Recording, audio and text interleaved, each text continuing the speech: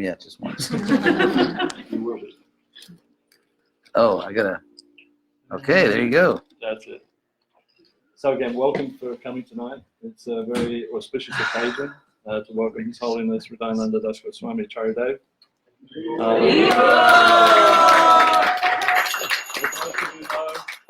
Surely Charidev is one of the most senior and respected spiritual leaders in the International Society for Krishna Consciousness.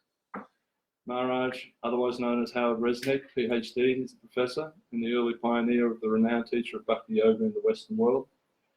At the forefront of contemporary religious dialogue, he is celebrated for his unique ability to adapt the wisdom of ancient Indian philosophy into the teachings that are comprehensible for the Western people. No pressure. So Hridayananda Maharaj started Krishna West, which we're hoping to also work in this region. With his blessing, we are doing different programs and stuff. If anybody's interested, there's a flyer just as you go out the door. Maharaj is fluent in 7 languages, including Sanskrit, and actually was the person that translated the Srimad Bhagavatam after Srila Prabhupada passed away, and did the end of the 10th canto, 11th and 12th canto, both translations and reports.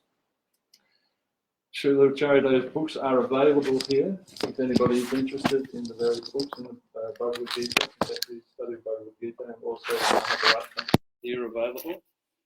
And there will also be a program with Hridayananda Maharaj tomorrow at Urban Yoga in the city. So we're expecting a lot of people there as well. And also Sri Keshava and Joaquin will also be performing there. So it should be a really great night. So if you want to, please come again then. So again, a big welcome for Hridayananda Goswami Charidev.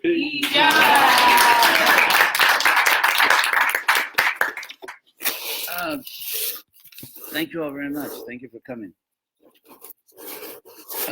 So people have been, some people have been complaining about the sound quality of some of our recordings. So I have this highly sophisticated technological breakthrough called earbuds, and so I'm trying to figure out how to speak into the little microphone without appearing too strange to you. So,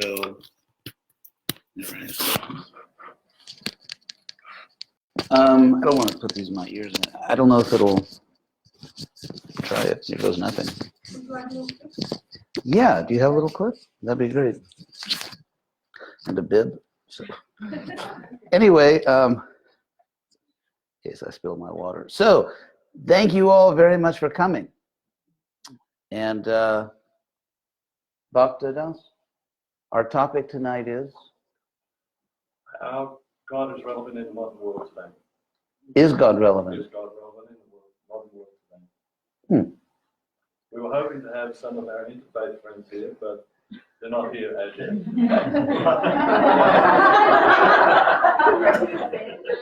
I think I just missed an inside joke or something. Anyway, oh, I'm about to be clipped.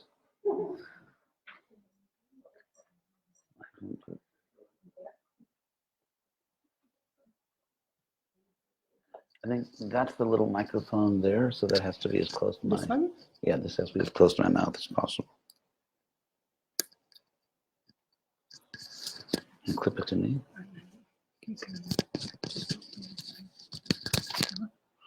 Oh, all the really cool people are wearing these nowadays. So. Anyway, is God relevant? Of course, I think I'm going to sort of pull a dirty trick here and resort to philosophy. But so I thought I'd talk a little bit about God first, about not so much about God, but I'll begin by speaking about the concept of God and how different people at different times and places in history have thought about God and whether we can make a reasonable case for a God and more specifically, in this case, for a God that's relevant to the modern age. So,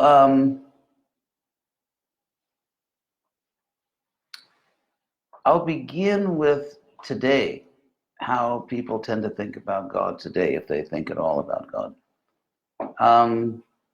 I think it's obviously true that any particular worldview or any particular philosophy that one may have, to some extent, is, to use the sort of the way you're supposed to say this, historically situated, in the sense that the fact that we are living in the 21st century, the fact that we are, for example, in Australia, which is very much a first world Western country, in fact, it's kind of west of everywhere. So, but the fact that we're in the 21st century in a first world Western country, and the fact that people tend to think about God in certain ways, is not a coincidence. Just like if you were born, let's say, 1,000 years ago in Constantinople, you very likely would have thought about God maybe in a different way. Or if you were from if you were, for example, born in India 400 years ago or 4,000 years ago, you might have thought differently. I don't want to take this to an irrational extreme and say that people's theologies, their concepts of God are simply historically determined. In other words, people or everyone that is born at a certain time and place therefore will think about God in a certain way, even if that means thinking there's no God, which is a way to think about God. That would be a type of historical determinism. Determinism means that if you know the circumstances, the situation, you can predict exactly what will happen.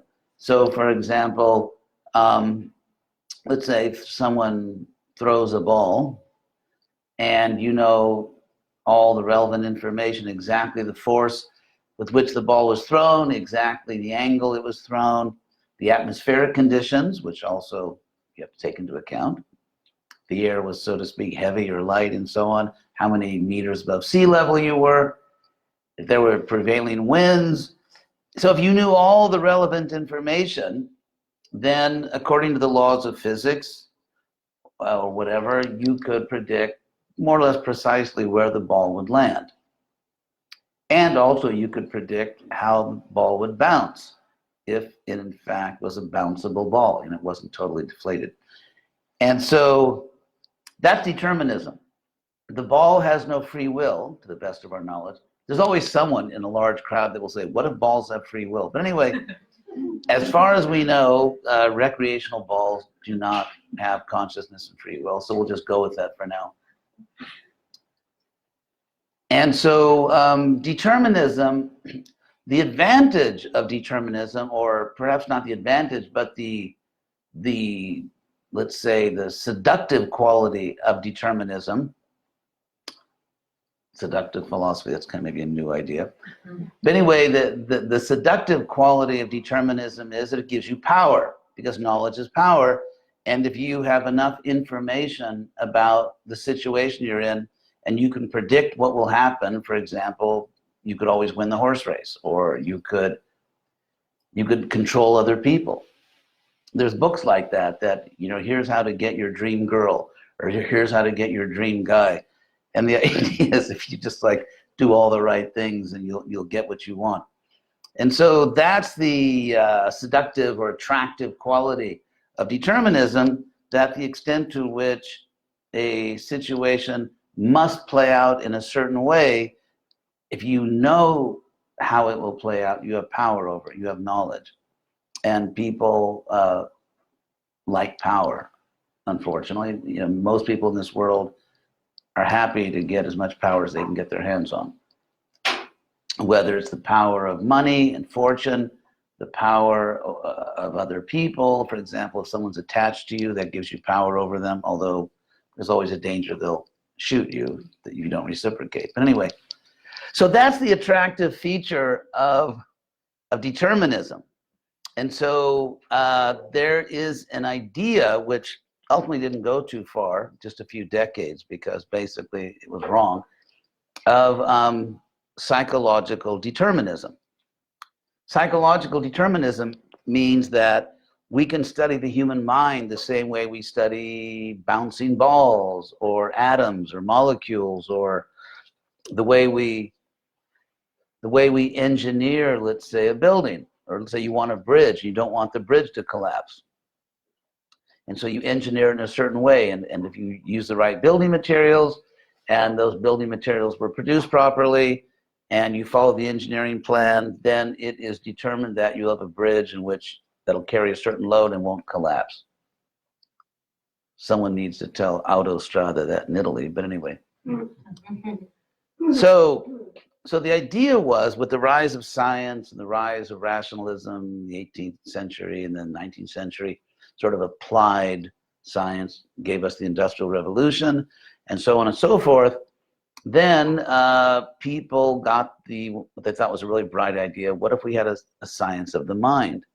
And so they even gave it the prestigious suffix ology, as in psychology. However, there are ologies and ologies, like there's geology and biology and physiology, but psychology never quite made it to the point of becoming a hard science, for one simple reason. Human beings have free will. Bouncing balls don't have free will. Bridges don't have free will, unless, of course, some cruel tyrant constructs them of living people. But bridges, as we know them, don't have free will, because there is that fundamental distinction in this world between living things and those things that are not living. In other words, between consciousness and I hope this doesn't offend anyone, dead matter. So getting back to my original point, the concept of God, I just took you on what was hopefully the scenic route, but we're back with the idea, because I mentioned that people who are born and live in different historical times and places are very likely to hold certain views about God, positive or negative, which reflect the world they're in,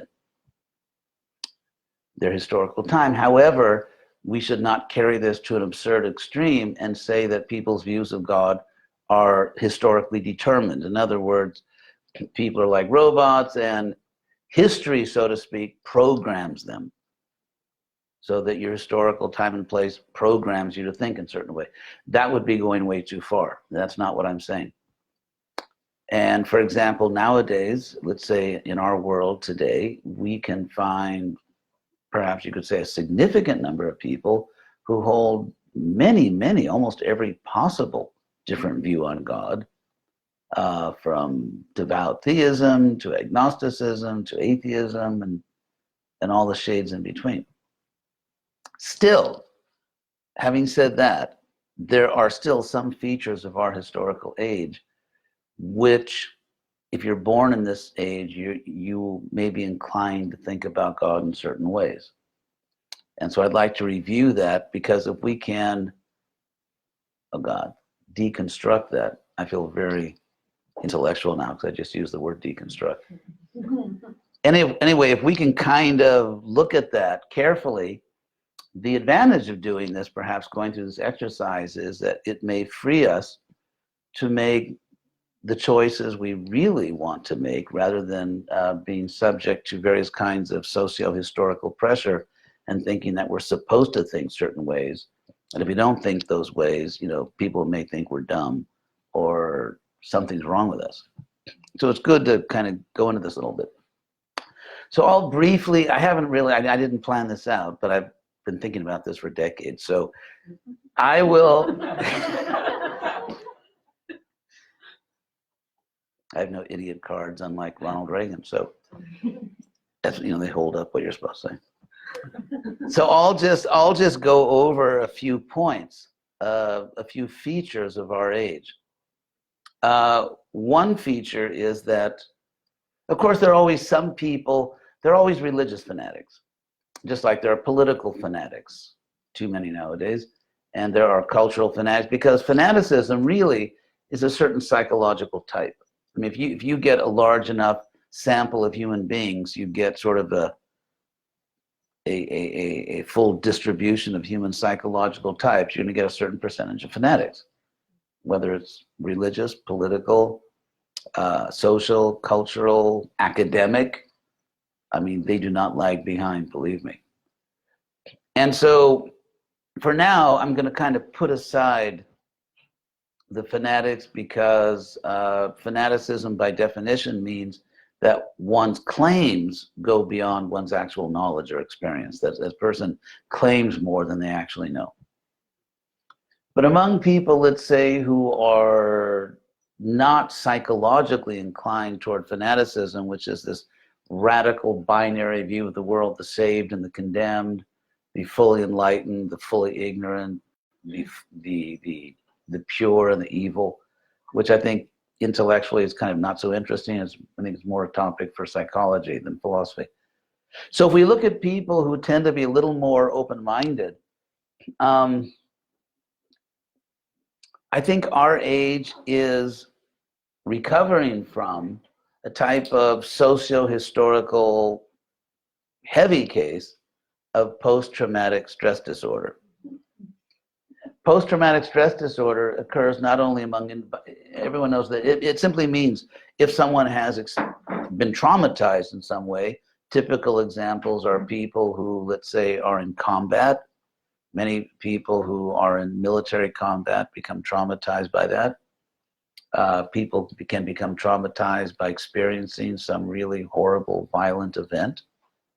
It can be, God forbid, an automobile accident. It can be all kinds of things, a crime, a violent crime. And certain relationships become so painful and that people can literally be traumatized by relationships that they entered into thinking like, I found true love. So the various sources of trauma. So what happens is when the post-traumatic means the trauma is over, like it already happened and it's not happening right now. You're not in combat right now, or you're not in that relationship right now, and so on. However,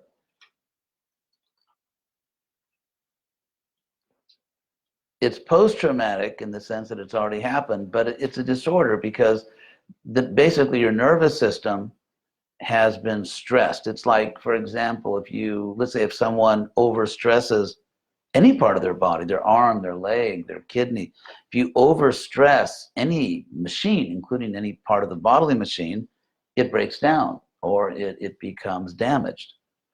And so the nervous system is an organ of the body, and it can be overstressed. And so just like other parts of your body sort of try to protect themselves, like, for example, sometimes you may touch something hot and pull your hand back before you realize consciously that you touch something hot, because your body is acting to protect itself. And so the same way, someone who's been traumatized, their body acts to defend itself. The nervous system acts to protect itself by being hyper vigilant. If you're walking down the street in your neighborhood, let's say you live in a completely safe neighborhood, there's really no danger, and so you don't pay much attention to things. However, if you live in a very dangerous neighborhood, then you're much more vigilant. And so if you've been traumatized, then you tend to see the world as dangerous, or even unconsciously, and therefore you become hyper vigilant.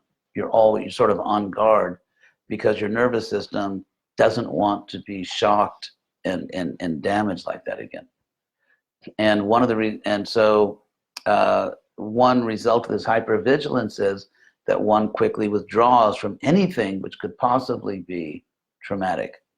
And so situations which for normal people, not normal, I mean, traumatized people are normal people just suffering from an abnormal event. But let's say someone has not been traumatized may find a situation not at all dangerous, not at all frightening, but a person who's been traumatized may find it dangerous and therefore withdraw, whereas other people might not withdraw. So now the point I want to make is, because it's actually on the topic, believe it or not, the point I want to make is that if you look at the religious history of the Western world, certainly, let's say from practically, you could say from the 5th century, even the 4th century of this era, up until, well, let's say for the next, maybe 1,500 years, or a little less perhaps. That's a long time. There's a very violent and dangerous and traumatic religious history. And the entire civilization was traumatized by it. In other words, if you walk out the door of your house one day and see your neighbor being burned alive at the stake, that's, shocking. Or if you see a witch being killed, or just all kinds of brutality, all kinds of unimaginable cruelty. And when you study, if you really study carefully at a serious scholarly level, like the Crusades, the Inquisitions, it's very likely that it's much worse than you thought it was, actually. And so what was the result of this trauma, this societal-wide, civilization-wide trauma in the Western world? One result was the rise of secularism, that religions cannot be trusted with political power, with military power. They cannot make political and military decisions because it's been too awful. And so you have the rise of secularism. And I'm skipping like thousands of details. There's not time, but I mean, there are a lot of historical details. But also, you have these, I guess they would consider themselves intellectuals, making this concerted attack on religion, like religion is the enemy. Religion is the enemy. It's the enemy of, basically, of civilization. Liberal civilization, not in the modern political sense, but in the sense of people being generous and open-minded and respecting each other. And so to give an example, just from the 19th century up to the early 20th century, of this, like, use the term in Australia, dog pile. I don't know if you use it. America means when like a bunch of people just jump on one person. They call it, in America, they call it a dog pile. But anyway, this this united effort just to destroy religion.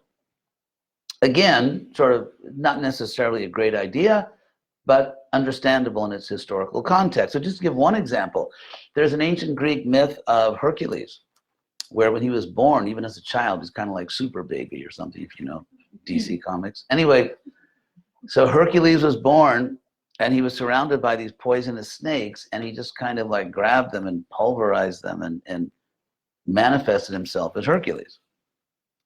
And so Thomas Huxley, who was the, as they say, bestie, really good friend of Darwin, he said that the priests of religion are like the poisonous snakes, and science is like, little Hercules, and science was going to crush and destroy these poisonous snakes of religion and priests and all that.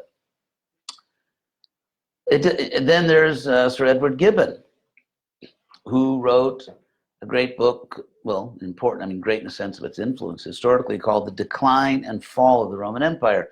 And the background of this is that with the Renaissance, again, very quickly was the rebirth, Renaissance in French. It was a rebirth of classical civilization, Greco-Roman civilization. And people were, and so when when Europeans, intellectuals, open-minded people started looking at the Greco-Roman civilization with all its great literature, its super architecture and philosophers, and religious freedom, by the way. We're going all the way back to Alexandria, this religious syncretism, that we're all worshiping the same God, and we call it by different names. So you have this really open-minded, extremely multicultural. The Roman Empire was totally multicultural, totally multi-religious, and had amazing cultural achievements. They didn't have an industrial revolution, but they kind of had everything else.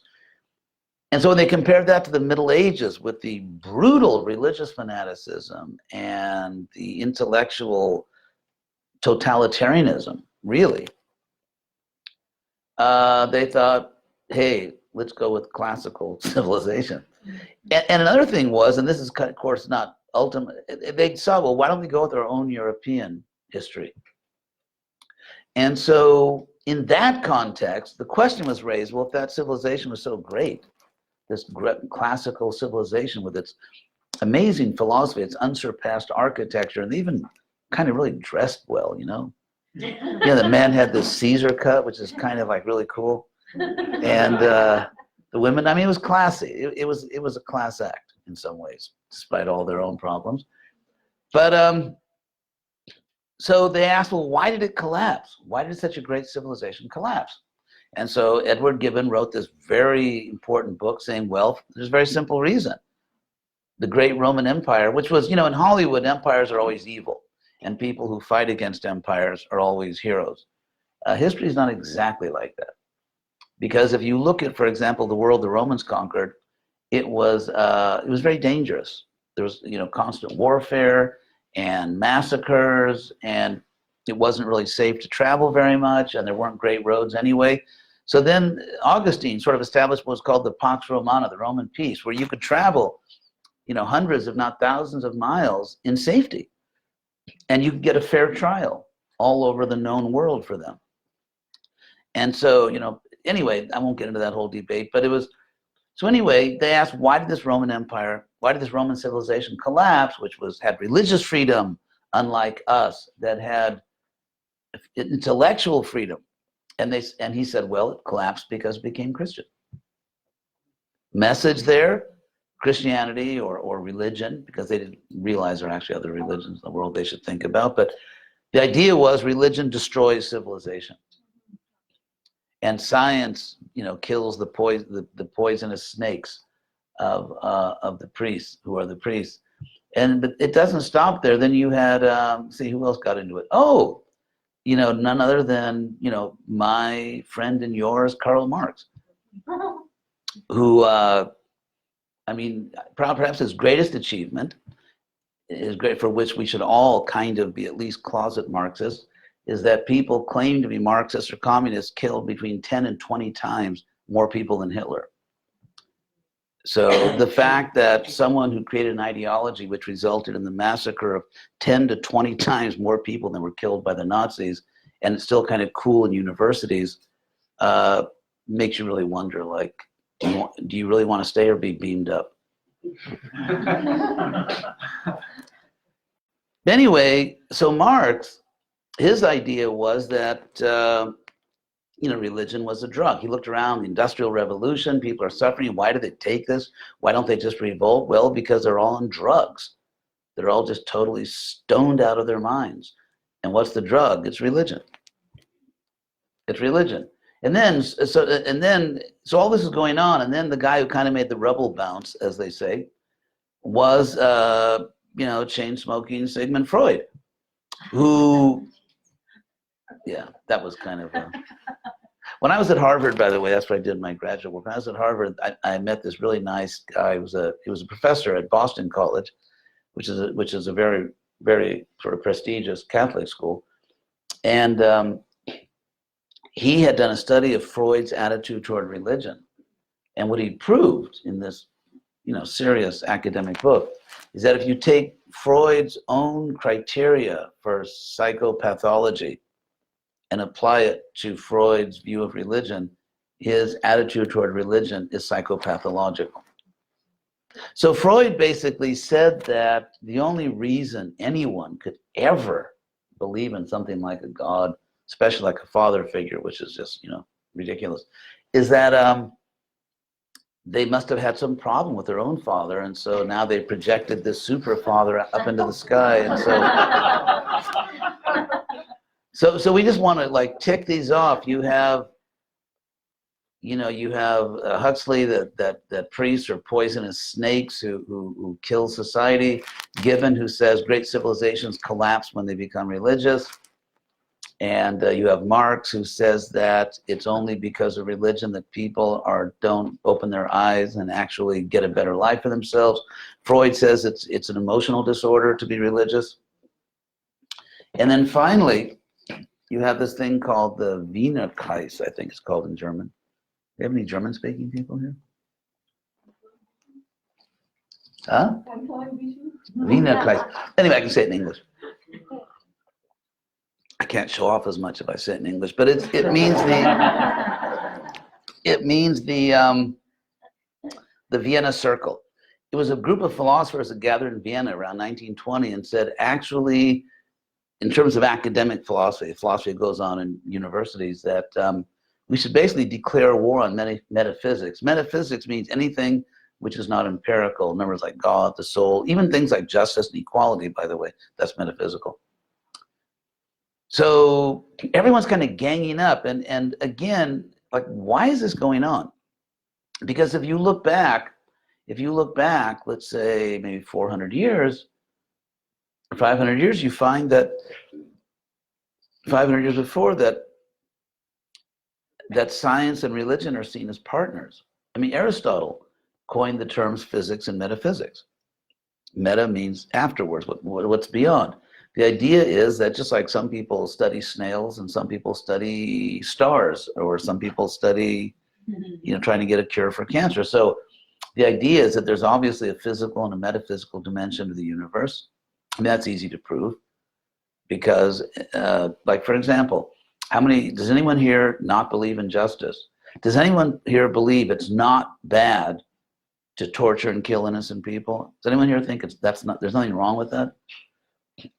Well, if you believe that it's really wrong, I mean, morally wrong, to torture and kill innocent people, it means you believe there are metaphysical facts in the universe.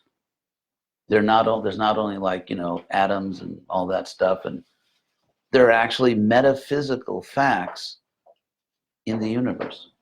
If you believe in equality, that's another metaphysical fact. So, in fact, you let me do this I promise to do this quickly. I'll try to make it painless. Like, I feel like I'm giving you a shot, but it's philosophy. So, in philosophy, there's a branch of philosophy called epistemology, which is basically, how do you know you know? That's basically what it is. From the Greek word episteme, which means knowledge. So you cannot enter into any system of knowledge, for example, take empirical science. And we all do empirical science in our own sort of, little way. Like, for example, when you calculate what time you have to leave to get somewhere on time, that's mathematics, or that's empirical based on distances and so on. So we all calculate. For example, when you decide what will be a healthy diet for you or your family, you're doing empirical science. So, bless you. So, all empirical science, whether amateur or professional, is based on an unprovable assumption, which is that there's a real world outside your mind. You can't empirically prove that. That would be a laughable case of circular reasoning, where you give as evidence of something the thing itself. Because unless there's a real material world, you can't point to any material thing and say it's real, because it's real only if there's a real world. So empirical science, or you can say nothing should be accepted as true unless it's empirically proved. The problem, you can't empirically prove that statement. So if that statement is true, it's not true. And statements which, if true, are not true, are meaningless. It's basically, in terms of logic, it has the same status as a square circle. If you understand the English words square and circle, if you actually understand what those words mean in English, then the term square circle actually is meaningless. It doesn't mean anything. You haven't really said anything except that you don't know English very well. And so just as a square circle is a meaningless statement, so too, a statement which, if true, is not true, is meaningless. And so why are you justified in believing there's a real world outside your mind?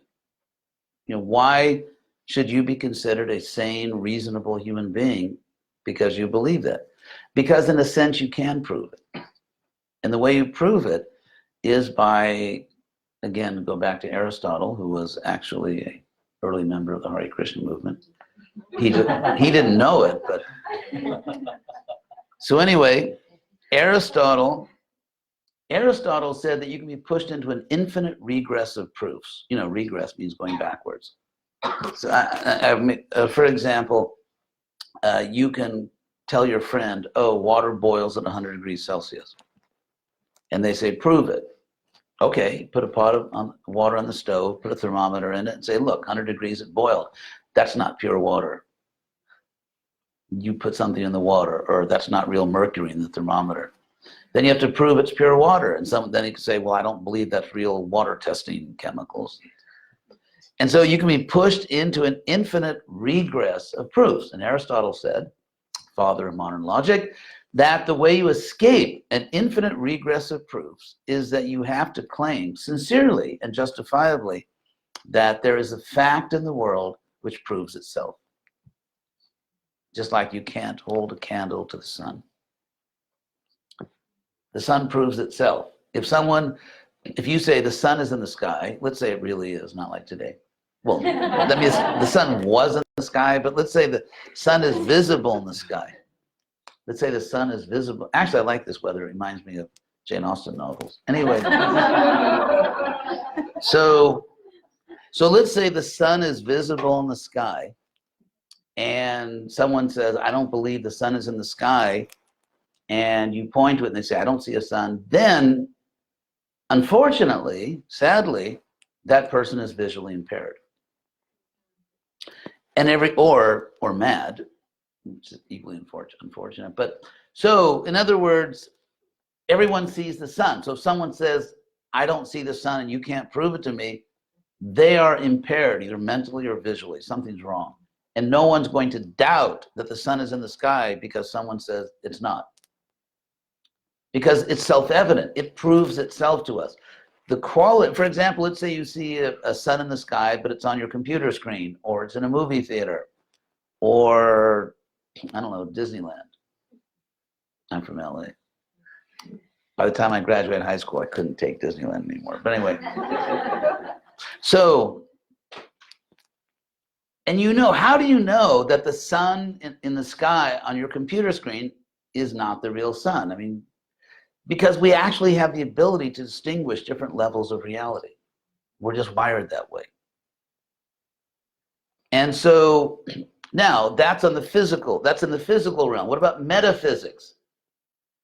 My point is that you actually know, it's not your opinion.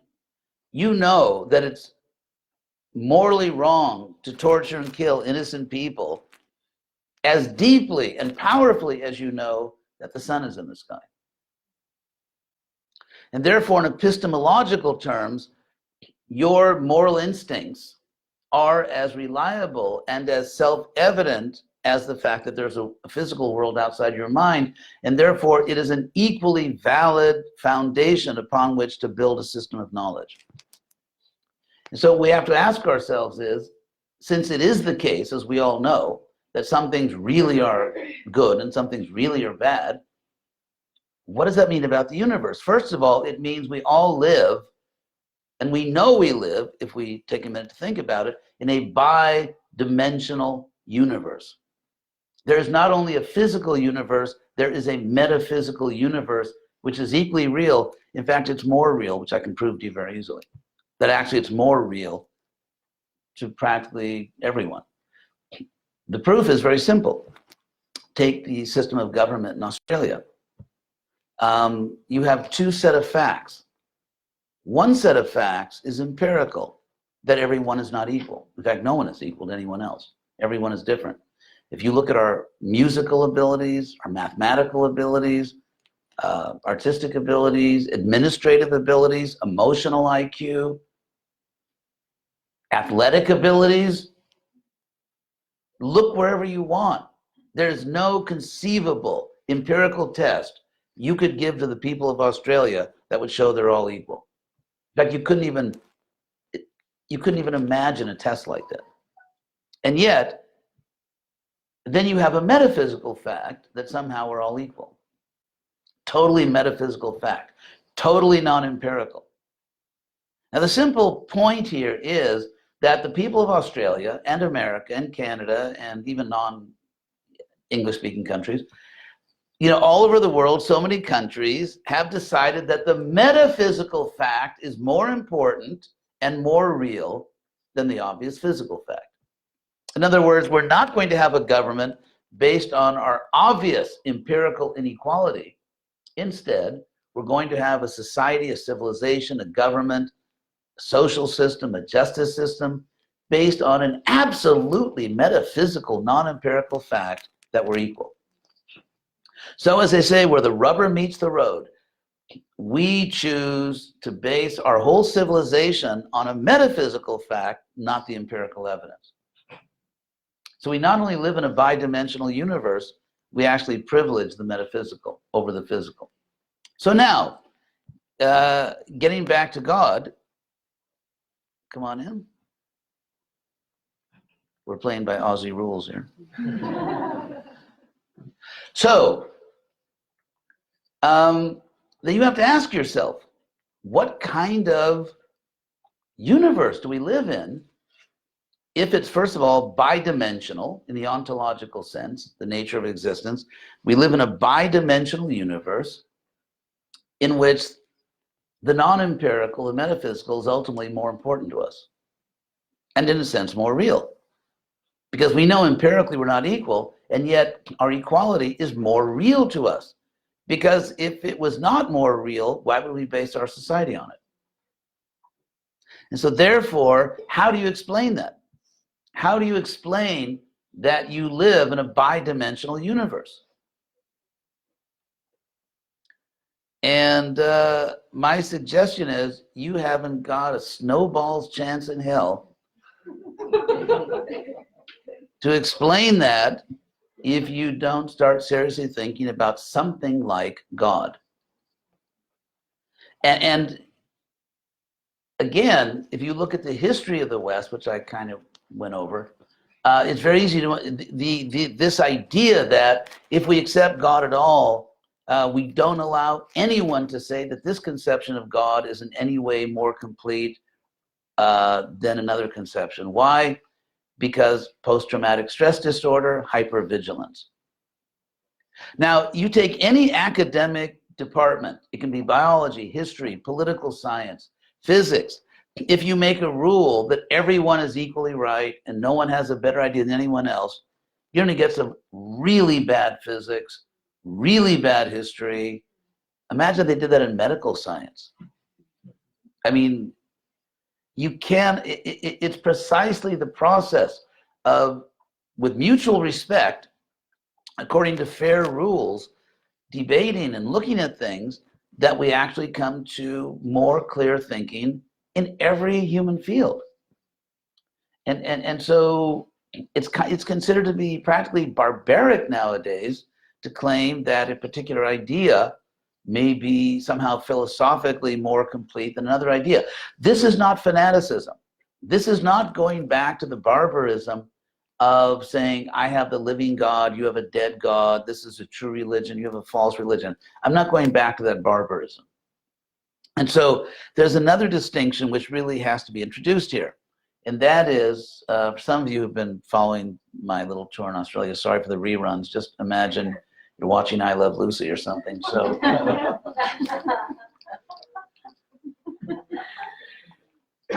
there's a very important distinction, which it kind of came to me one day. I was completely sober.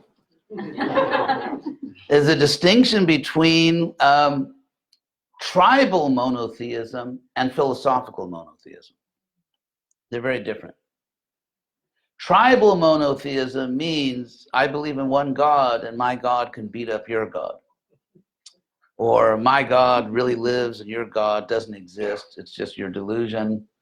Or maybe even worse than that. I mean, you would be lucky if your God was an illusion. Your God is actually the devil.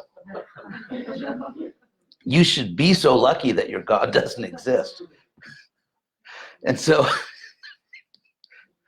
whereas, excuse me, philosophical monotheism is just what it sounds like. So for example, if I'm a fanatic And I say that, and usually when you look at tribal monotheism, which tends to be fanatic and intolerant, when you look at tribal monotheism, first of all, it tends to be based on historical events, which by definition are unique. For example, if I claim, let's say, a son of God appeared in this place and time, or the prophet or Krishna appeared at this place and time, those are unique. Historical events don't repeat unless you have one of those like, ooh, you know, Twilight Zone philosophies that everything repeats exactly as it was. But anyway, so historical events are unique. And so if I base my truth exclusively on a historical event, that the Lord came or the prophet came or the Son of God came, then automatically other religions don't share that historical event. They have their own historical event. And if I am psychologically inclined to be fanatical, which is a psychological type you find in all walks of human life, political, economic, religious, cultural, academic, yes. And so then you have these people, then you get like people always say, there's so many religions, they all say they have the only truth, they all contradict each other. Therefore, the only reasonable conclusion is that, you know, they're all nuts. And this, of course, is an amazingly straw man argument. It's kind of a pathetic argument. First of all, if anyone says that, the first thing you know is they've never studied world religions seriously, because you cannot study world religion seriously and make statements like that. Just like you cannot study world history and say that religion has caused most of the wars. That means people are just ignorant of everything, basically except Europe since the Middle Ages. Because if you look at the ancient world, whether in the Greco-Roman civilization, certainly India up until today, and many other parts of the world, they didn't fight religious wars. And in the 20th century, where we had the first really truly secular wars in centuries, it was the most brutal, cruel, destructive, murderous century ever. So the first secular century was the worst. So philosophical monotheism means that if I believe there's one God and you believe there's one God, and there are good philosophical reasons for this, by the way, then we may have our own historical narratives, like, well, I believe the divine appeared in this place at that time. You may have a different version of it, but philosophically it doesn't matter, because philosophically we agree with each other. So you could say, why go with monotheism? Why not polytheism? Why not all the other? Well, because I would say that if a person is not interested in finding the ultimate, the simplest expression of truth, they're not really acting rationally. And this can be true, it's not just religion. What about physics? If you work in the field of physics and you have some equation that takes a few blackboards to write out, and if someone else can say the same thing, like, you know, one line, they win. That's called, in philosophy, it's called parsimony, which means that, you know, don't unnecessarily multiply proofs and definitions.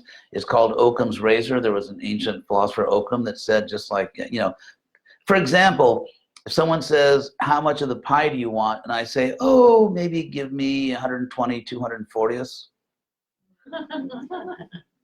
You know, why not just say, give me half the pie? So it's the idea. I mean, just like all of you probably have suffered, you know, sometimes you talk to somebody and they take like 1,000 words to say, and all you want to know is like, is it yes or no? Or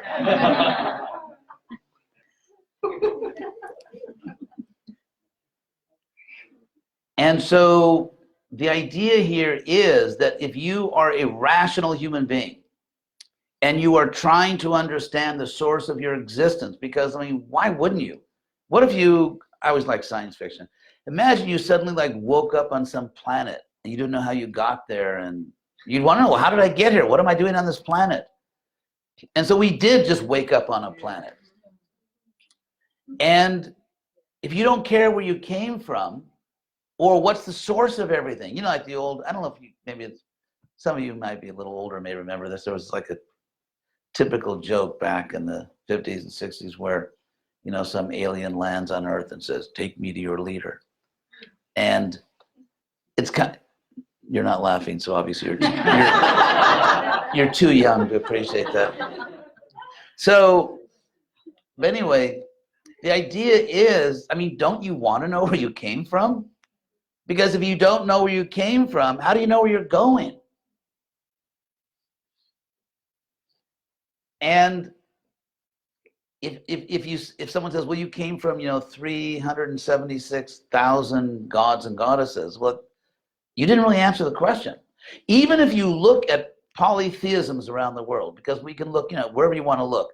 We can look at ancient Southern Europe, Greco-Romans, you look at Scandinavia, Japan, Polynesia, anywhere you want. You know, if you look at polytheisms, even the polytheism of the Bible, by the way, because if you read the Old Testament, this is, again, standard academic understanding. If you look at the Old Testament, there are many gods. It's just that there's one that you have to take most seriously. It's right at the beginning of the Ten Commandments. You shall have no other gods before me. Doesn't say there are no other gods. It says get them in the right order. But if you, and actually there are other passages in the Old Testament that actually list the names of other gods. The great wise King Solomon married a non-Jewish princess, and she worshipped her pagan gods. Did he execute her? Did he torture her until she converted? What did he do? He built her a shrine. He built her a shrine right on the Temple Mount. Why? Because he respected her religion, obviously. Otherwise, why would he build her a shrine? But if you look at polytheisms around the world, what you find is almost always they refer to something beyond the pantheon. Pantheon, Greek pan, all the gods, pantheon. And so even in these ancient polytheisms, there's an understanding that ultimately there has to be a more simple source. This is not the ultimate source. And so if you're a philosopher and you're trying to find the simple truth that explains all truths, or if you're in physics, you want to find the equation that explains all equations, you're not going to be happy with polytheism because it doesn't explain anything. It just doesn't explain anything. So if you're not trying to find one source, you're just, if someone's not trying to find it, it simply means they're not interested in the great project of human life, which is the rational investigation of reality. Rational investigation of, you say, well, nah, I'd rather go to a basketball game.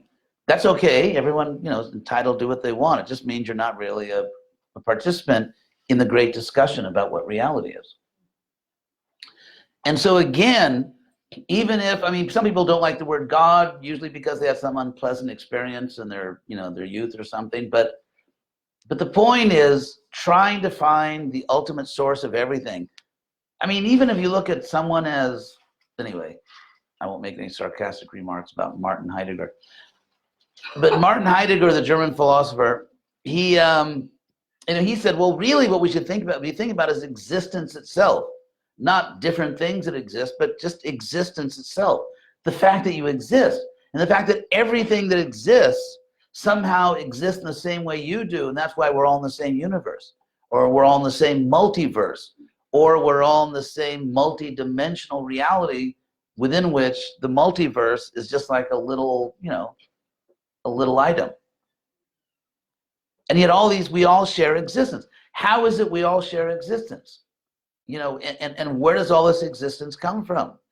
And why is it that we live in a universe of art? Look at magnified pictures of water crystals, snowflakes, sand grains, and everywhere you'll find art. Look at blown up pictures of insects, and you realize where George Lucas got the idea for the great, alien bar scene in the first Star Wars. And so everywhere you look, we live in a universe of art. We live in a universe of fantastic, super, unbelievable engineering. They now know that cells, like individual cells in your body, have motors.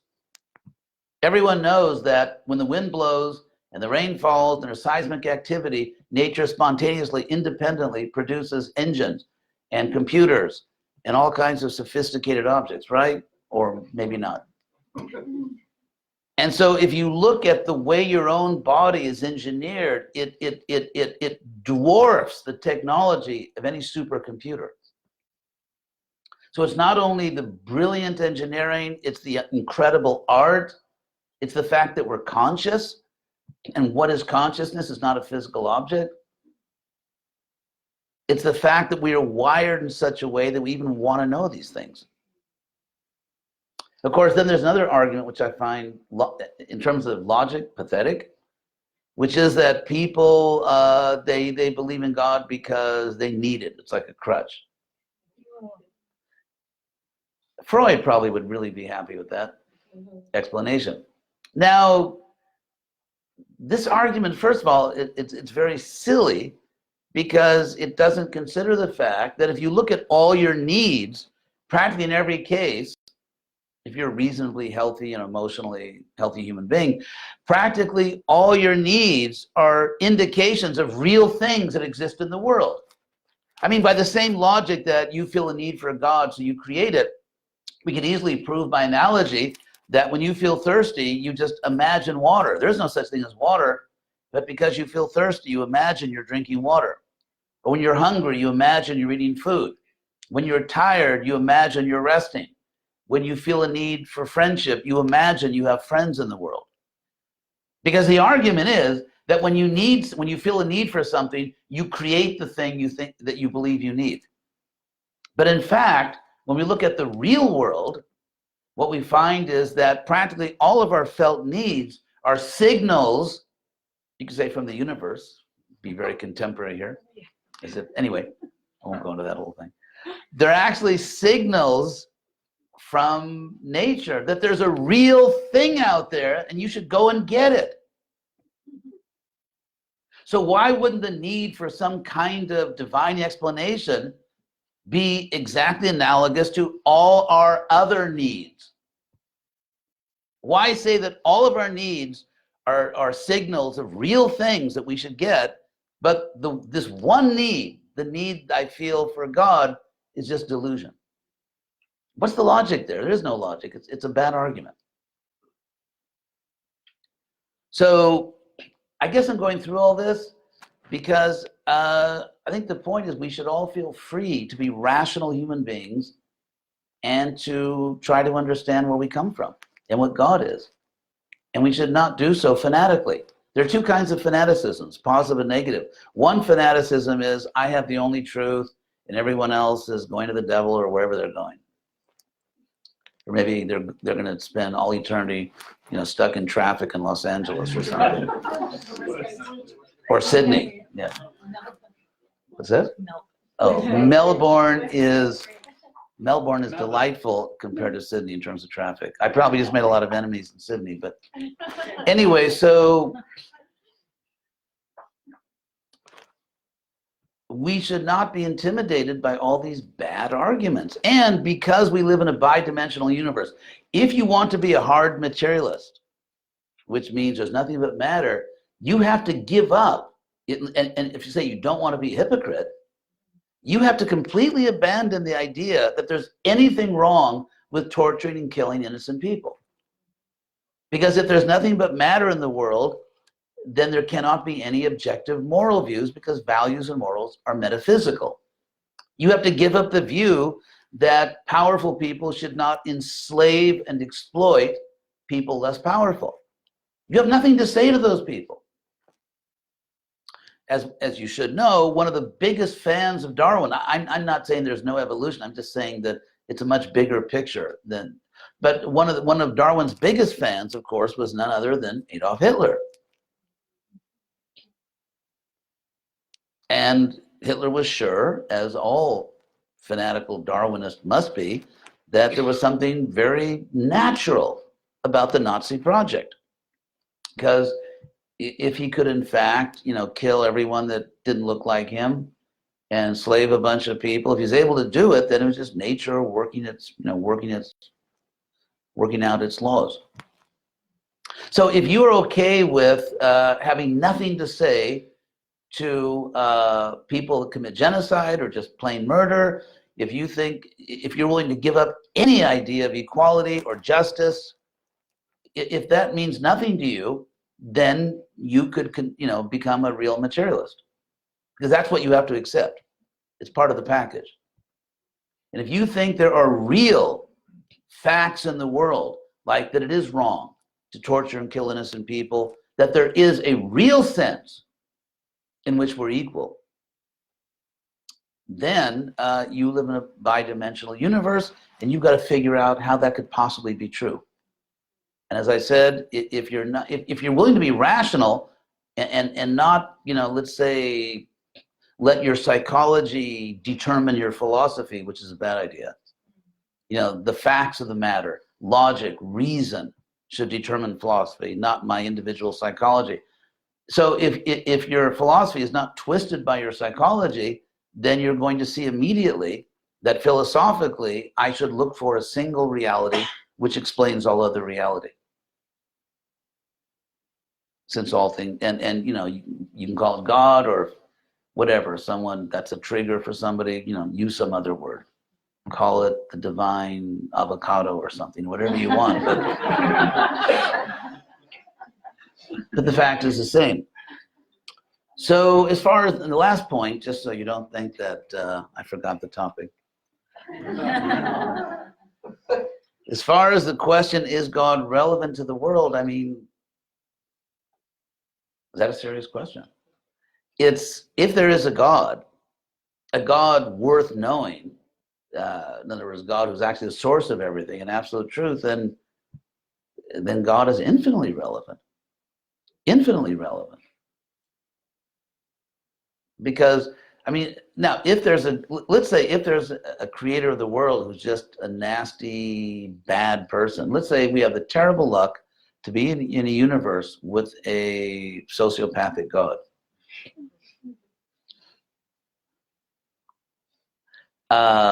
Really bad luck. Major bummer. So, but if we look at the universe, or just look at your own life, what you will find in your own life is that the more virtuous you are, the kinder you are, the more compassionate you are, the happier you are. And in fact, even the healthier you are, as studies now show. So therefore, if we live in a world in which virtue produces happiness, virtue even it produces mental health, physical health, that tells you something about where it all comes from. If, for example, well, it is the case, if you meet someone that treats you like an object, doesn't treat you like a person, do you think that person is very evolved? Someone's totally insensitive to you as a person? So if you look at the hierarchy of life, going, let's say, to the simple, I mean, I don't want to offend any E. coli's, if any of you, E. coli is a very simple organism. It's like a one-celled organism. It's like the bottom of the food chain. So anyway, you can never, someone here might have a pet E. coli. Anyway, if you look at the whole hierarchy of living organisms, however this evolution occurred, and then what you find is the more evolved, the more intelligent, the more conscious, the bigger the brain of a creature, the more personal it is.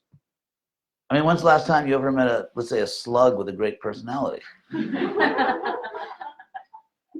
But as we know, dogs do have personalities. Horses have personalities. Pigs actually are very intelligent. Cows, I mean, and human beings. Some human beings even have good personalities. But the fact is that the more evolved, the more intelligent, the more conscious a creature is based on all possible criteria, the more personal it is. I mean, doesn't that tell you something? Why would you look at this trajectory and then conclude, well, if you extend it to the infinite, it must be impersonal? Where's the logic there? Where's the logic to think that the more intelligent, the more conscious, the more personal, the more capable of love, why would you think that ultimately the source of all this is impersonal? And why would an impersonal God create the world? I mean, that's actually logically, in a sense, impossible. Because how can you do something and not want to do it? I mean, who forced God to create a universe? So let's say if there's some kind of God that created the universe, hopefully it was done on purpose. It wasn't just some kind of like cosmic burp. Whoops. Well, I guess once it's out there, I don't want to destroy it. I mean, but so if you have a, but if there's some kind of God, whatever word you use, if there's some kind of God that creates, then that must have been intentional. And people have intention. If you're not a person, you don't want to do anything. If everything is ultimately one, what are we all doing here? Why would it ever subdivide itself, you know, make a buck? I mean, why? How could there usual motive for subdividing? If there's an impersonal absolute deity, source, whatever you call it, why are we persons? Why does life become more pleasurable, more meaningful, more loving the more personal you are? So we just have to look around us. The answers are everywhere. The answers, what do they say, hidden in plain sight.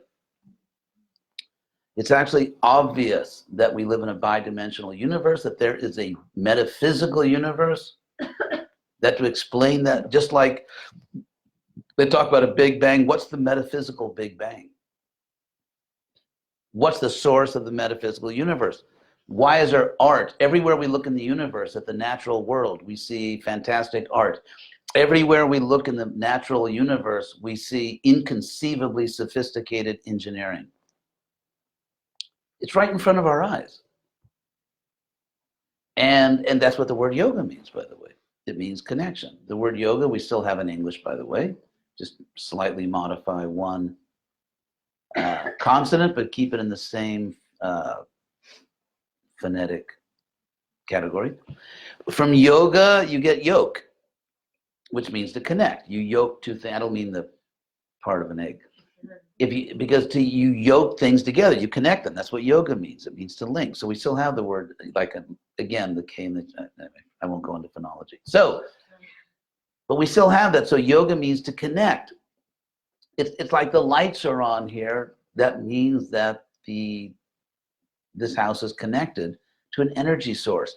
The fact that your lights are on, the fact that you're conscious, the fact that you're awake, that you're living, means you are connected to an infinite source of consciousness.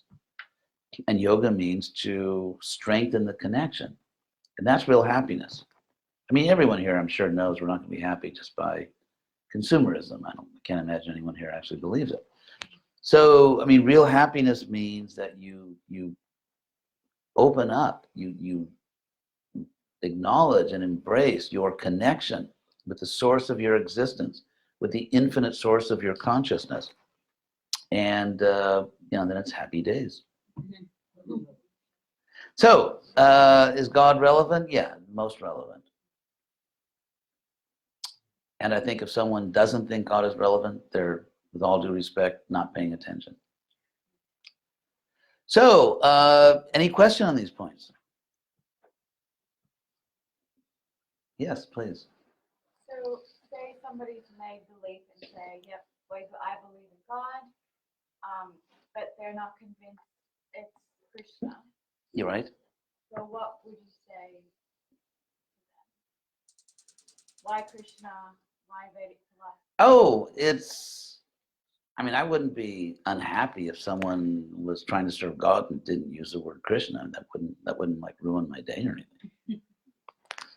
I think there's a very interesting thing about India. And that is, from the very beginning, I mean, literally of history, because history in a technical sense means a period of time in which we actually can document what happened, as opposed to prehistory or proto-history where you can't document it.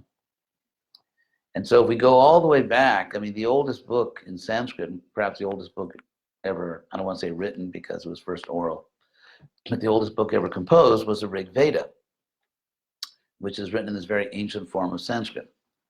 So there's that famous verse in the Rig Veda that says that there's one truth, but different sages or different sincere people invoke that truth in by different names. And so the idea, if you look at the Indo-European civilization, again, I mean, Alexander the Great, apart from his less pleasing activities, he did have a one world project. He really wanted to unite the world. He wanted to overcome religious fanaticism, sectarianism. It's very interesting. I mean, he did have a good side. He actually brought scientists and scholars with him because his teacher, Aristotle, asked him to send back information. So, so the idea that we're all worshiping one God, we may use different names, that was very much an idea that Alexander had. He wasn't the only one.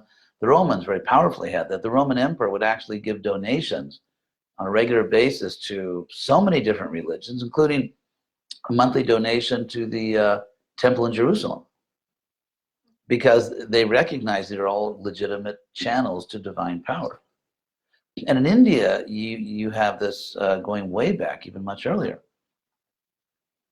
And so, so among people who respect each other, see, once you get into this toxic, horrible language of living gods and dead gods and true religions and false religions, you can't talk. There's nothing to talk about. What are you going to talk about?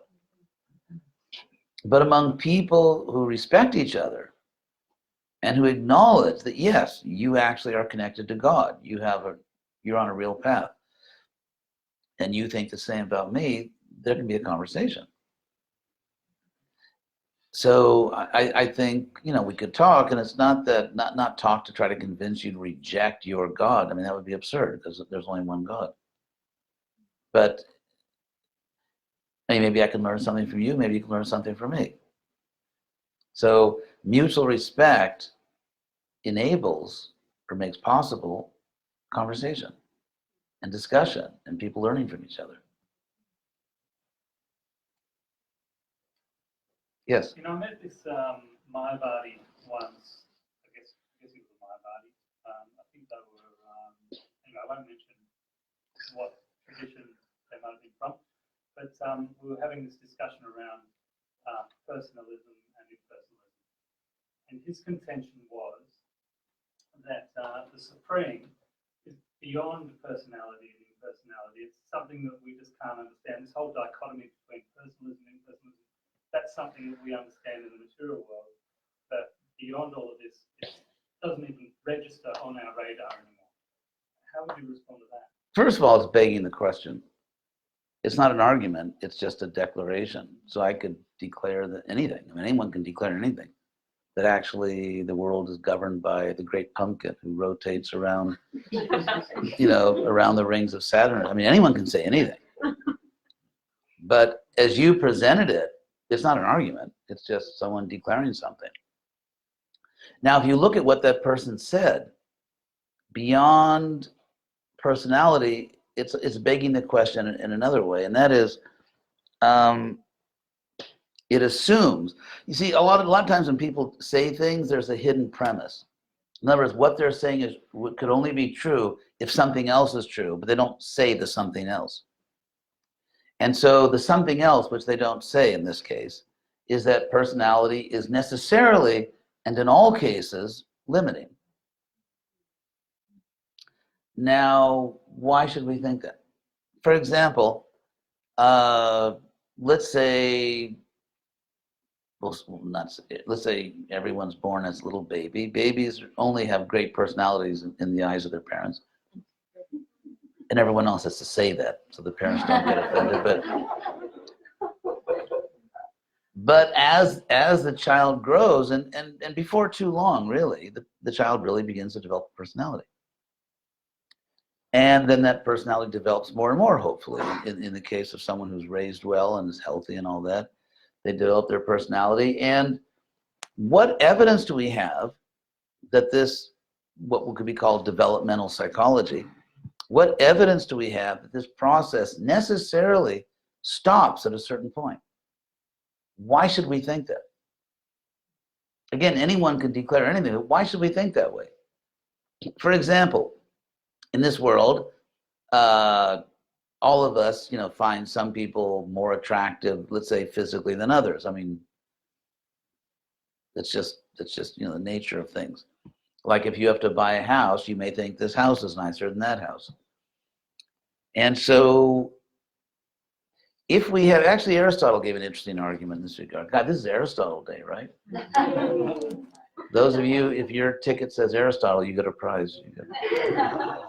So here's an example that if we say, as we can say, that Darwin, Australia is north of Melbourne, what does that mean? That statement is meaningful only if there is literally a North Pole. There has to be a point which is, absolute north. Otherwise, you can't say this is more north than that. And so it's the nature of comparative degrees that they imply some fixed point. So if you say this person is more, let's say, psychologically developed, or in other words, than that person, because the more developed person, let's say, is kind, is generous, cares about other people, is not a sociopath or a narcissist, who are people who have obviously developmental issues. So what do we mean by that? Why can't that development just go on to infinity? And if you say there's something beyond personal and impersonal, what is it? You say I can't, you see, then they pull this dirty trick called ineffability. You can't describe it in words. It's interesting because, but they think that they can refute everyone else with words, but they are not vulnerable to words. So they're like, it's meaningless. If you say, I have a truth, but I can't talk about it, then you're just not a contender. You're not even in the game. So why use the words to say, I have the truth? Yeah, I should just tell them to shut up. Well, I don't know if I'd use that exact language. Maybe like just pop a little prashad in their mouth or something. But it's interesting because once when I taught history of Indian religion at the University of Florida. So I remember when I was preparing for the course, I was reading this book about the intellectual history of India, including, of course, all these personalism, impersonalism, and everything. And what the scholar pointed out, and he was not like an agent of the Hare Krishna movement, but what the scholar pointed out was that the people who say you can't describe the truth in words seem to write more books than anyone else. And so it's like but there's a reason why they can't describe their truth in words, because it's irrational and incoherent and ultimately doesn't mean anything. I believe in the power of words. You see, it's begging the question in another sense, because if you look at language, let's say language is clearly a feature of personal consciousness. Just whether there are the glorious swooping magpies of Australia, who actually not so. The swooping is not glorious, but when I first saw someone in Australia, I was up in Currumbin Beach, up in south of Surfers Paradise, and I saw some guy ride by on a bike with a helmet with things going up, and I just thought what I'd think if I was in America. Oh, that's nice. Oz has crazy people like California. And because if you saw someone like that in Venice Beach, you'd know exactly what it was. And then someone explained to me, no, actually, there's a reason they're wearing those funny hats. And so birds, even animals, birds, they signal each other. They have language, not to speak of dolphins, who apparently are somewhat eloquent. And you find all living things signal each other. They have some form of language. And when you get to human life, it's possible to produce incredible language, just very eloquent and profound language, which really amazes us. If you read, actually, one of my favorite poems, I have to admit, is from the book of Psalms in the Old Testament. That psalm that the Lord is my shepherd, I shall not want. I just find that to be one of the most amazing poems I've ever read. And every time I read that, it really moves me. Because I had to go through certain types of, let's say, opposition or hostility, even among fellow believers. And so the part where he prepares a table for me in the presence of my enemies. The idea that people are attacking you and God just invites you to sit down for a banquet. I just thought that was so, every time I read it, I find it very moving.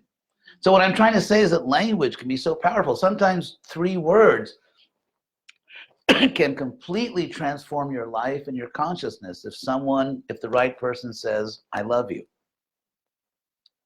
that can be totally life transforming. So since language is a personal thing, and really the more intelligent someone is, the more personal they are, the more they can use language. The more a person can express, the more emotion there is, the more enlightenment there is. And so because language is personal, to say that the highest truth does not have or use language is begging the question. Is begging the question. That means you're not really addressing the issue. You're just so a world without language, a world without music. I've had a keyboard here right now. I could show you. I mean, I'm no Liberace, but if you don't know Liberace, God, you must actually not be old. Sorry if you're not old. So, but the idea is, I could just show you if I had a keyboard here, like different harmonic. Oh, really? Oh. Oh yeah, but I mean, just different harmonic ratios. Like the first and the third is pleasing. The first, third, and fifth creates a major chord. And anyway, a world without music, a world without poetry, a world without love, a world where no one embraces, no one falls in love, and no one feels loved, and there's no beauty, and there's no art, there's no genius, there's no nothing. And that's supposed to be the highest. And I just can't explain it, but it's the highest. Seriously? It's like, okay, I got the best thing in the world. Give me all your money and I'll give it to you, but I can't tell you what it is. I mean, you realize how absurd that is? Someone is saying that you should commit your whole life. I mean, it's your life. You are a unique soul. There's no one exactly like you anywhere in the universe. You are this unique soul, capable of love, being love, beauty, everything. And you're supposed to just give everything, your entire existence, to someone that won't even tell you what the ingredients are. They won't even tell you what it is. But yes, I will give myself, I'll give my soul, I'll give everything to someone that won't even tell me what it is. Again, we're here to help you if you think that way.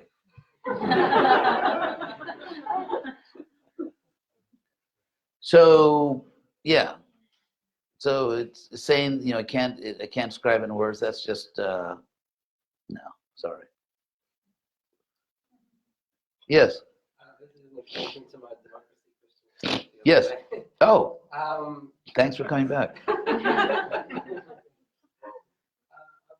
wondering whether if there is such a thing as this metaphysics that is that all persons are equal, then beyond that, wouldn't the instantiation of democracies in different places in variety, wouldn't some of them come closer to that metaphysics than others? And therefore, maybe we still haven't seen the highest form of democracy yet? Oh, God, that's certainly true. I mean, I hope it's true. But, okay, here's the point about that.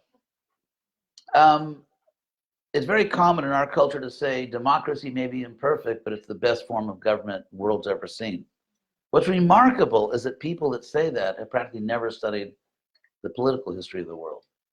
It's just kind of like you're supposed to say it. So let's assume that we are equal in a very powerful sense, which is ultimately more important than our differences. Then the question would be, and this is a question for political science and historical study. If we study history, what is the best way to deliver equal justice and equal opportunity to everyone? The idea that democracy is the best way to deliver that is not necessarily true. Maybe true, but you have to argue for it. For example, is the best way to deliver good medical care to everyone to say that everyone has a right to be a doctor? That's kind of like the logic. If you have a political, and again, I'm not anti-democratic, I'm just trying to show that, unfortunately, you actually have to think about these things and study a little bit.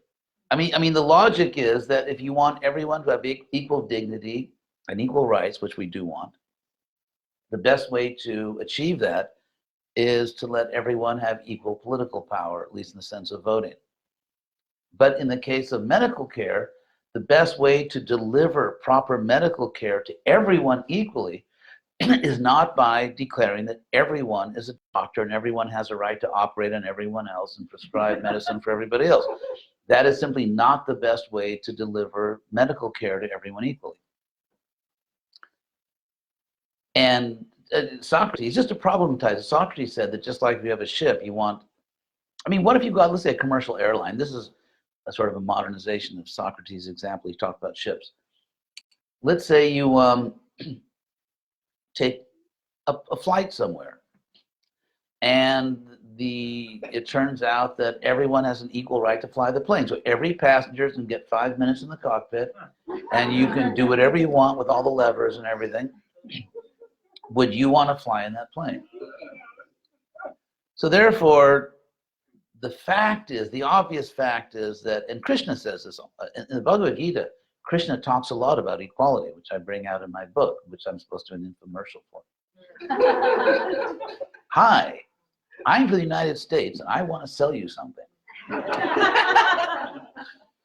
is available here.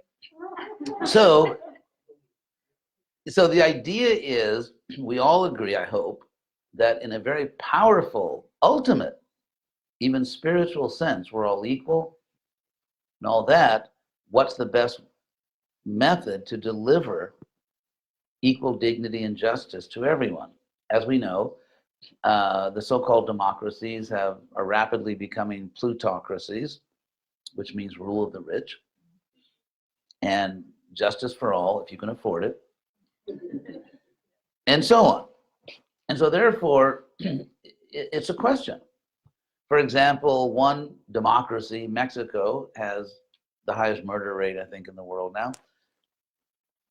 And so again, there's a tendency in the modern world not to think very much because people are too busy texting. It's like they say, don't text and drive, don't text and think. And so there's all kinds of interesting issues. And I'm not going to tell you, so that, okay, it should be this, should be that. I'm just saying there's a lot to think about. There's really some value in knowing history and knowing something about political science and hearing from other views and not being like modern universities where it's just kind of like a one-party system. If you don't have certain political views, basically you don't have a voice and you'll be driven out. And so, there would be significant value in making, let's say, the best universities actually 2, 3, or 5-party systems, and not one-party systems that basically squelch free speech if it's not politically correct. Because there's a lot to think about. There's a lot of interesting ways to look at these things. Sure. Yes. What did you say? Yes. You were talking about consciousness before and how personality is this aspect of consciousness that comes out. The bigger our brain is, the more developed that consciousness becomes. And I wanted to see if you could talk about false ego. basically, what's left of our personality when we strip away that ego element? A pair of cartels?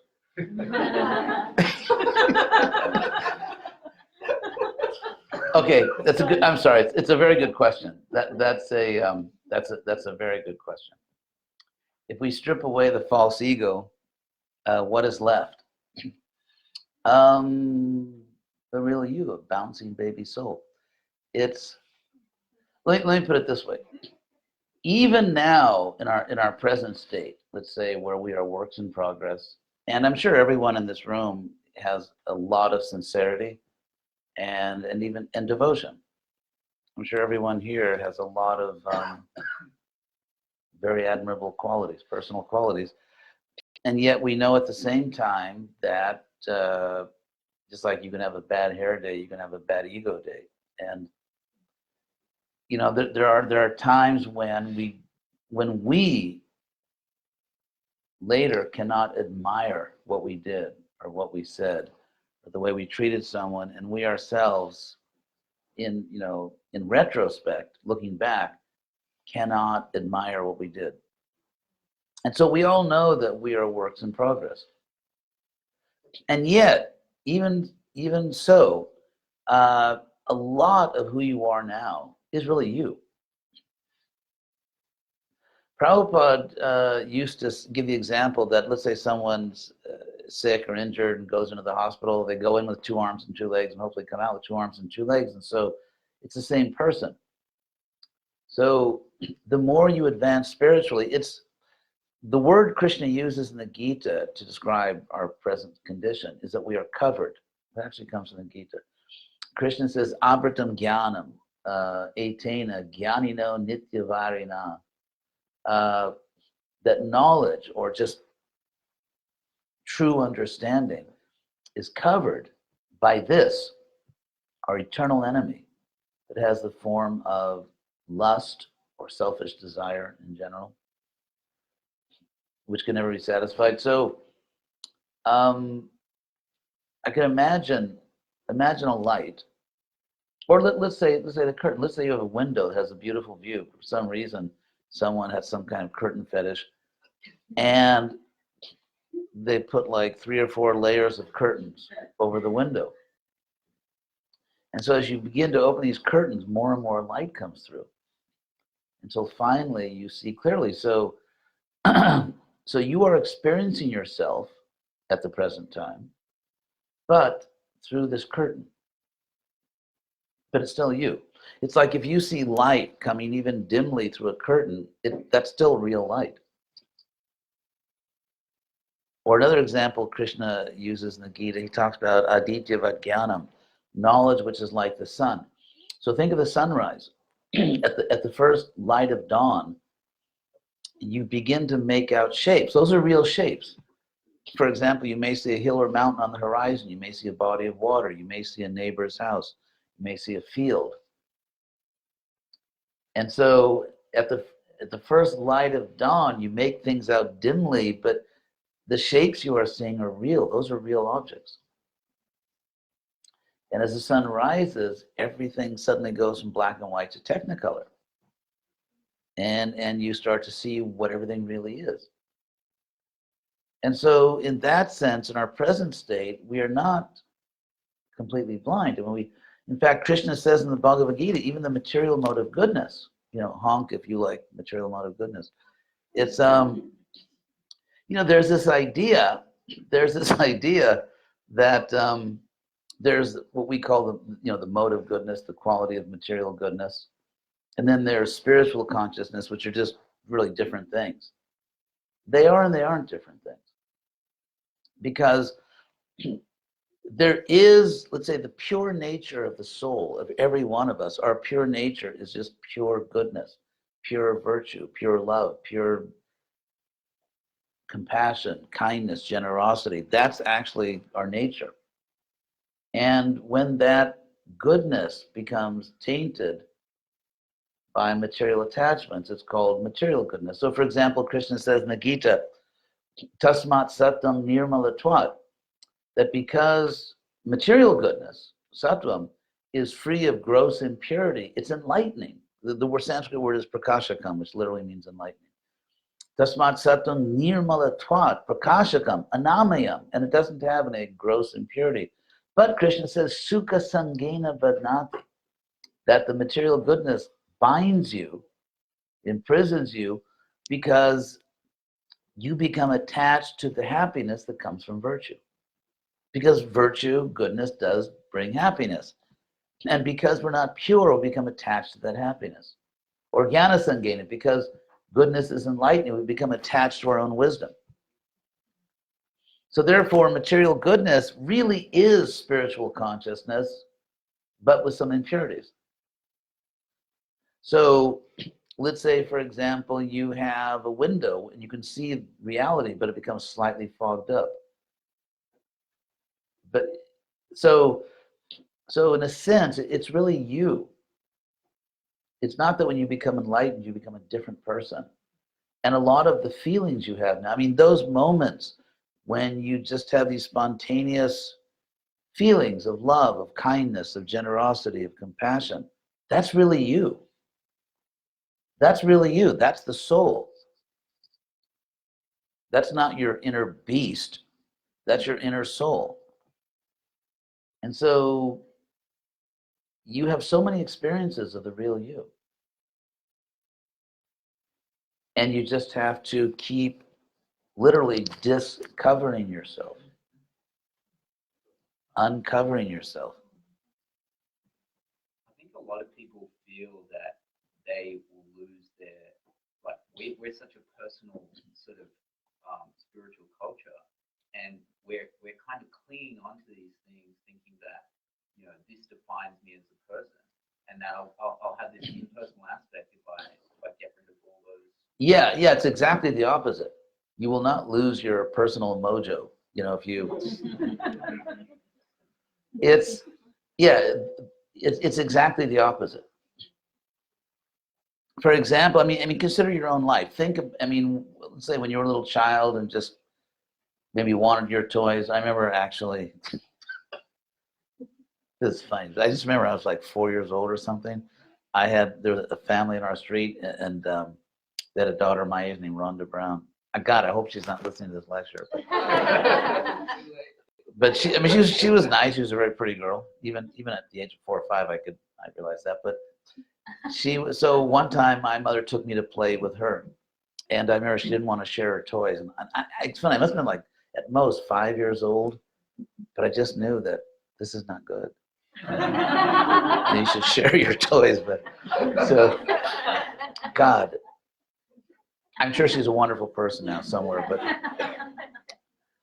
But no, it's the opposite. The more you become Krishna conscious, the more personal, the more you really love other people, not just philosophically. Like, yeah, I love all living entities. I just can't stand people, you know.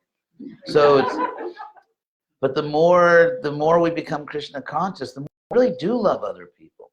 You really do, you know. And it's a joyful thing. It's not like some kind of melodramatic wrench. You just really, really like other people, and you feel this kinship with everyone. And you find out who you really are. You even get a better sense of humor. So the more we become Krishna conscious, the more you just become a great person, an interesting person, a joyful, loving person. The more you can just bounce back from any so-called problem in the world. It just can't affect you because you know the truth, that everyone's eternal and everyone's going to make it. You know, some people may be in a slower train or in the back car or something, but everyone's going to make it. And everyone's going to have eternal happiness. And so it's exactly the opposite. There's actually a misunderstanding. I think I should mention this because I haven't said anything like really dangerously controversial yet. And you know, people may want their money back. So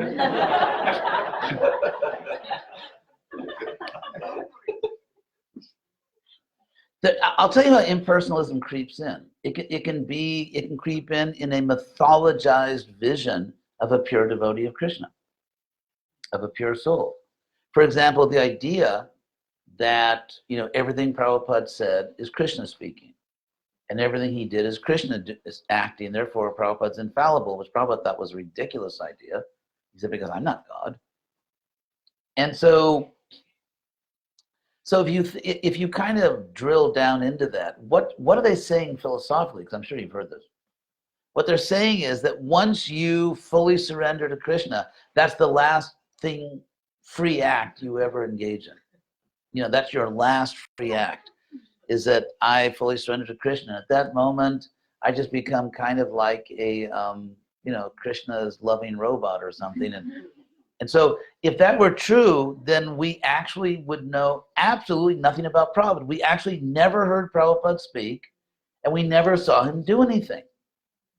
Because, it's like those ghost movies where there's some nice lady that suddenly starts talking in a deep voice and smoking big cigars because some man has possessed her body. So we actually know nothing about pure devotees. They have no personalities. They're just these pure channeling things. So in the spiritual world, Krishna really only has conversations with himself. And because everybody else is just letting Krishna speak through them.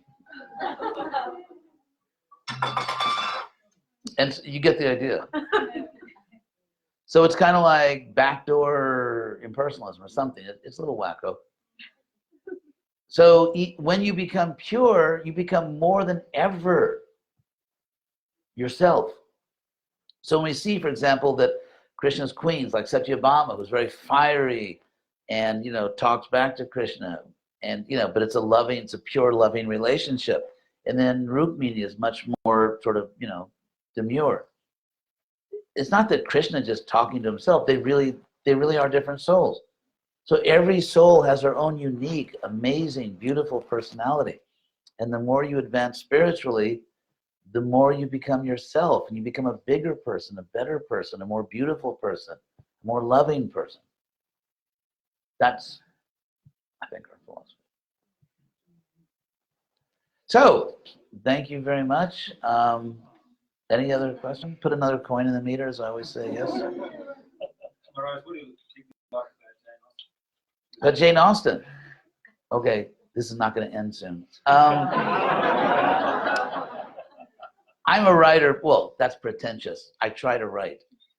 And I'll tell you what I like. I gave a lecture on this, actually. I gave a lecture at the town, in the village hall, literally across the street from Jane Austen's house, in Chawton, England, on Jane Austen and the Bhagavad Gita. And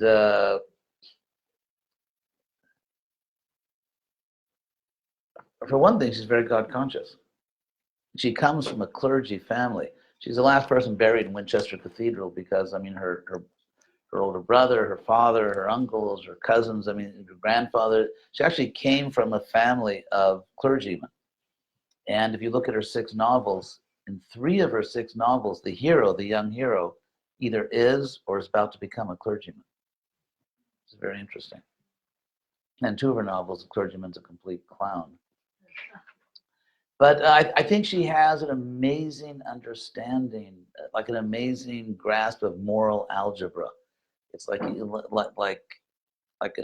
very deep penetration into what real goodness is, what authenticity is, what it means to be a good human being, and in a very God-conscious way. So from Prabhupada, I learned, of course, theology and philosophy.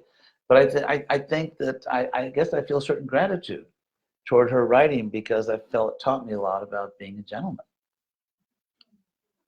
And I think just a very powerful penetration, understanding what it really means to be a good person in the human sphere. And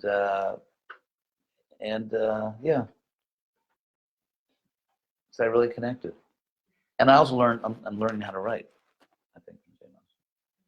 Because he's my favorite writer, I think, on rational grounds.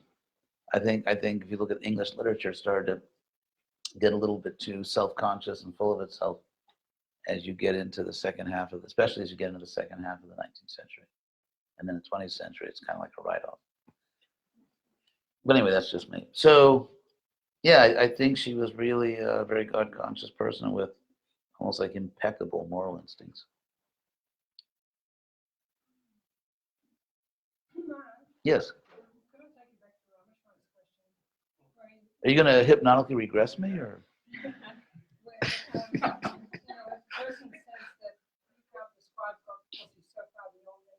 Yeah. Well, then how can you say that? But you just did it. No, but you just did it. It's never say never. You just describe God. Because if I say that God is beyond description, that is a description of God. Yes. Isn't that an easy way of saying, well, if we can't attribute the personality to God, then also I don't have to surrender to him? Yeah, of course. I mean, there's something dangerous about a personal God, that God may actually be the center, not you.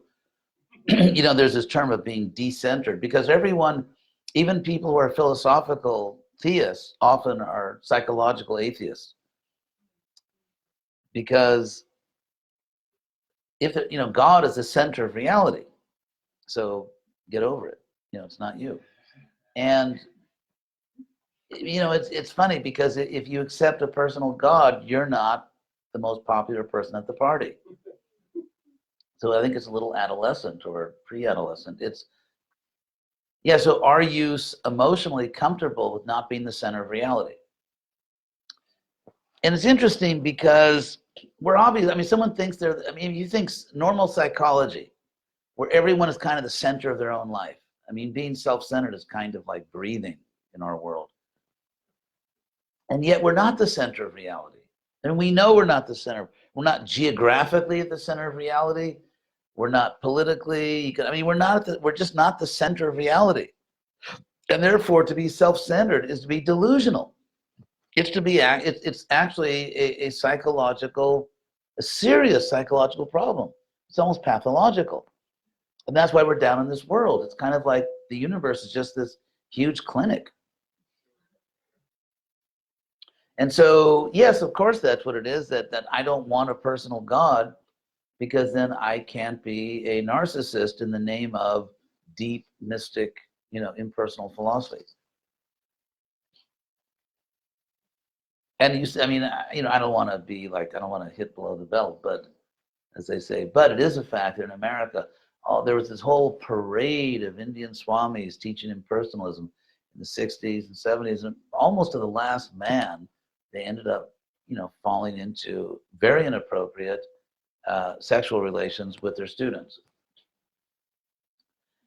And so, you can just tick off all the boxes on that list, of all the prominent impersonal gurus. And so what's going on there? You say you're beyond personality, but you're actually below it. Because if someone is a decent person, say someone claims to be a guru, if you're just a decent human being, you don't sexually exploit people. There's laws against it. That's why teachers can't seduce their students. That's why, mental health professionals, psychiatrists, psychologists can't sexually engage their clients. That's why lawyers can't do it. Because the law, this is the law. This is not like some Hare Krishna philosophy. This is the law. Because there are certain social relationships where someone is in a more powerful position. And so to use that leverage to seduce someone or to sexually enjoy them is actually criminal activity in Australia and in every other country that has, serious laws. And so not speak of guru. If someone's coming off like, I'm the divine incarnate or blah, blah, blah. And then you sexually exploit someone that came to you in that capacity, which had happened practically with every impersonal guru that at least came to America. So therefore, when you deny the personality of God, what you really do is you fall below the level of just being a decent person. They're not really going above it, they're actually going below it. They're going below personality, not above it.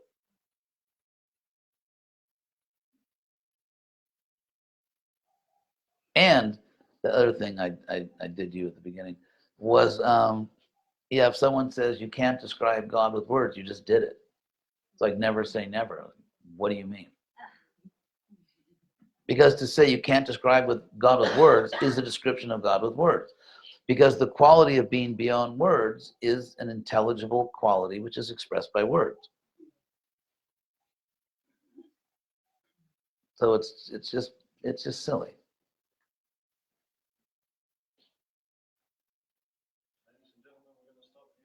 Oh, last one is the last one here.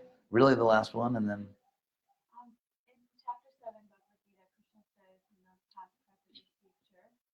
So how does our free will? oh, that's a long discussion. We'll just give one little thing, and then I'll stop before I get in trouble. And that is, for example, I know that. Well, I guess in Melbourne, theoretically, summer is coming.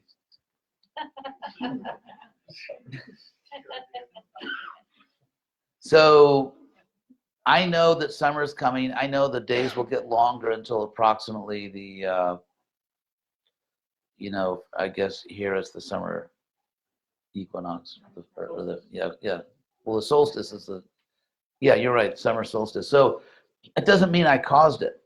You see, the logical flaw in saying that God can't know what we will do is the logical flaw, or the false premise is thinking that if you know something, you cause it.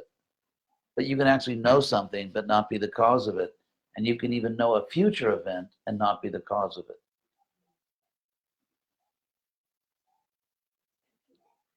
Tricky.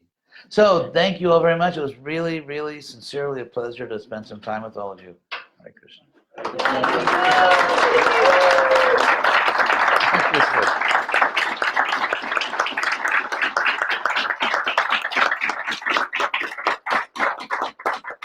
Oh, and I have to thank everyone out there in television land, on Facebook. Thank you also.